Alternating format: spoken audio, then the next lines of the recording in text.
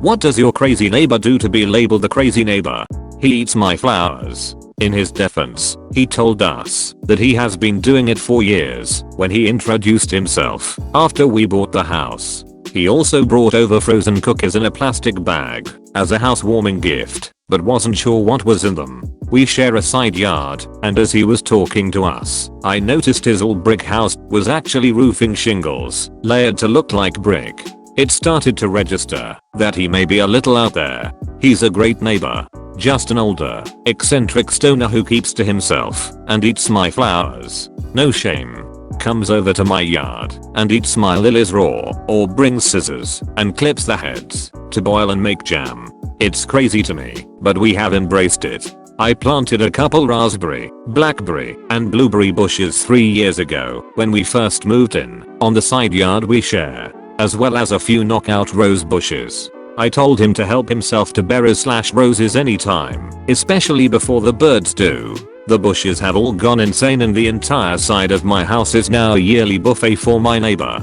Having a decent relationship with the crazy guy I share a property line with is worth some dedicated flowers. Your neighbor might be part goat.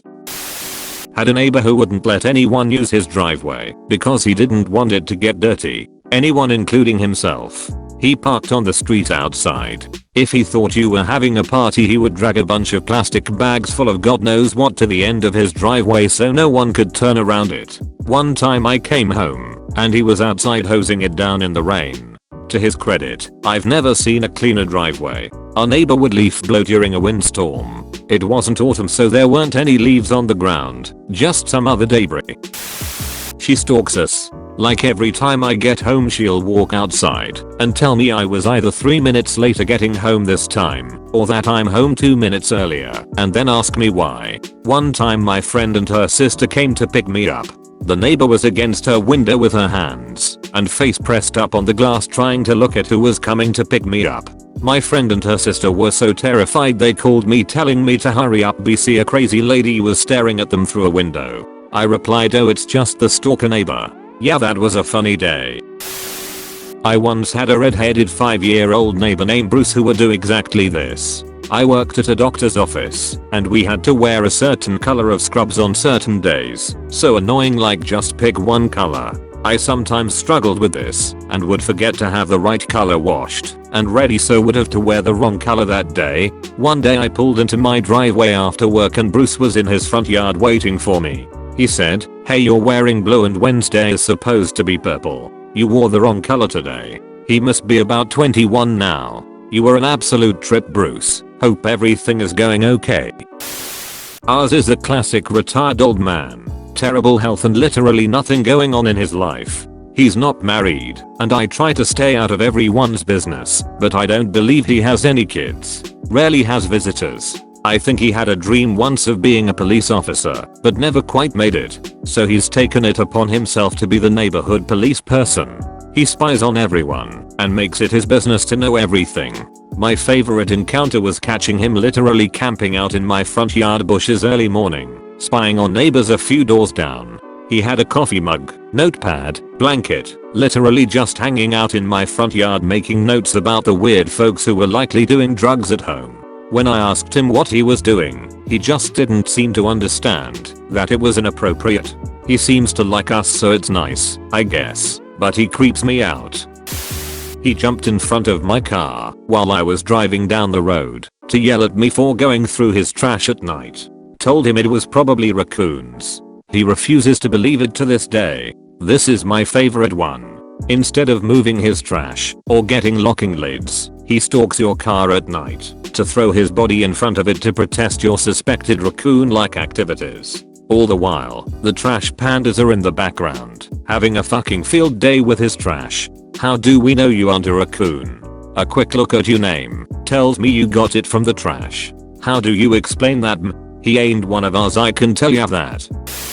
Well, I used to have a neighbor who was legitimately mentally ill, although I don't know his actual diagnosis. His truck wouldn't start one day, dead battery, and he told everyone on the street that another neighbor was stealing the electricity. He knew this because of the way this guy parked his vehicle. Obviously it was sucking electricity from the ground for his battery, which drained the car batteries near him. Many times he would run down the street and warn everyone to hide their valuables because Japan was invading the country. He wasn't on drugs, but he did take medication for his mental illness, and everyone on our street could tell when he stopped taking it. Whenever he would start saying completely irrational things, we would remind him to take his medication, and he would thank us and go home, presumably to take it. He lived alone, and he was getting older, so I think he had a hard time remembering to take it. There were many more incidents. We had one a while back that had a meth lab in the home. Crazy fights, yelling at all hours of the night. Dude would wander around the hood tweaked out crazy, and once he threw a Molotov cocktail out of the second floor window at another dude who was smashing up his car, screaming, "I'll fucking kill you, motherfucker." Those were interesting times.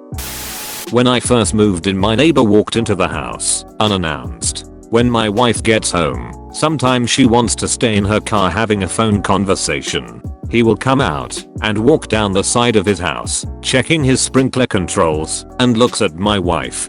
He has two huge bushes he refuses to cut. It blocks our view of backing out of our driveway. The fire department came by to clear trees and bushes around the fire hydrants. The neighbor came out and yelled at the fireman, "This bush is older than you." Needless to say, I hope there are no house fires.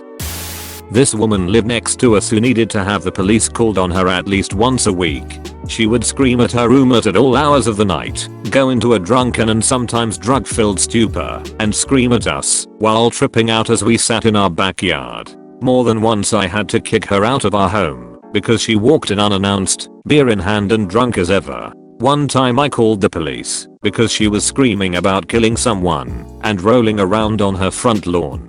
Another time I received a call at work, 1 in the morning as I work third shift. My GF informed me they had to evacuate the house because the neighbor's garage was on fire.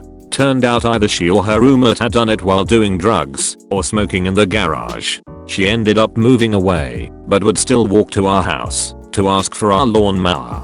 She was not happy when I told her to get off my porch. My neighbor was an 85-year-old widow that lived alone. She had 2 vehicles, a car and truck, and over the course of a few months I realized that she was no longer parking her car in her garage like she had for the many years prior to that. Then suddenly the truck wasn't being parked inside the garage either. Turns out she no longer had room in her garage to park her vehicles because she was walking down to a residential construction site about a block away every evening, and she'd grab 2 2X4s and bring them home. She had over 500 boards stacked in her garage, and when she was questioned on what she was going to do with it, she didn't have an answer. Edit. Bonus crazy neighbor stories. I drove 16 hours straight, pulled in my drive, and crashed on my couch immediately. Must have left the garage door open because I woke up to the neighbor lady shaking me to see if they missed my newspaper delivery that morning also. Neighbor lady thought I didn't clean up after my dog in her front yard. I had never owned a dog, so she retaliated by walking around the neighborhood with a garbage bag, picking up every bit of dog poo she could find, and dumped said bag of dog poo on my front lawn while I was standing in the front window watching. Ran up over $300 on 1 month's water bill of mine because neighbor lady was hooking her sprinkler up to my water when I'd leave for work in the morning and would let it run all day until right before I got home from work. She would put up an ugly orange snow fence between our yards in the fall to keep my leaves out of her yard. Me pointing out that I only had pine trees did not dissuade her from the decision to leave the snow fence up. Edit #2. Day 1 I should have known something was fishy with this lady. Literally, day 1. I closed on my house at 9 AM and had a roofing company at the house waiting for the call that I closed. We spent the day ripping off the old layers and getting bundles up on the roof for the next day. It was hot out. We were exhausted and all sitting in the front yard cooling off when neighbor lady walked out of her house, down the sidewalk to my house, and without even acknowledging the 6 of us staring at her, she walked in the front door and had herself a look-see. She hated dandelions. I found this out the first year that I lived there when I noticed that my lawn was dying off in an extremely weird way, almost as if someone was spraying weed killer on the stream setting trying to snipe dandelions from 20 feet away. That's literally what she was doing.